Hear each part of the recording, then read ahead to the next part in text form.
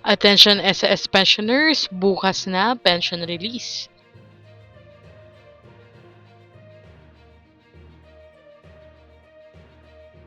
Magandang araw po sa ating mga kababayan, lalo na sa ating mga pensyonado. May magandang balita dahil mas maagang ilalabas ang pensyon para sa first batch ngayong buwan ng Mayo. Ayon sa mga update at base sa umiiral na schedule ng Social Security System or SSS, inaasahang maaga maikikredit ang pensyon bago sumapit ang May 1, dahil ito ay isang opisyal na holiday sa bansa. Sa ilalim ng umiiral na patakaran sa pension release, ang SSS ay nag-a-adjust ng schedule upang maiwasan ang pagkaantala ng pagpasok ng pensyon sa mga benepisyaryo. Dahil dito ang mga kabilang sa first batch ng pensioners na may date of contingency na mula 1st to 15th of the month ay maaaring makatanggap ng kanilang pensyon ng mas maaga.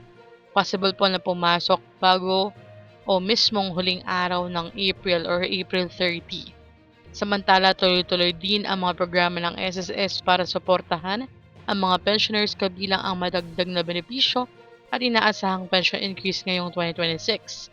Paalala po mula sa ahensya, batay sa kanilang opisyal na anunsyo, hinihikayat ang mga pensioners na siguraduhin updated at active ang kanilang disbursement account upang maiwasan ang delay sa pagpasok ng pensyon.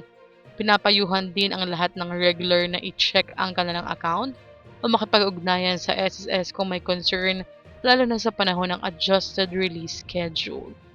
I-comment nyo na lang po sa comment section kapag nakuha nyo na ang inyong pensyon at kung anong bangko to share sa ibang viewer pensioners po natin. Hanggang dito na lamang po muna. Ito ang Chas Infos and Updates. Like, share, and subscribe para kayo updated. God bless po and have a nice day.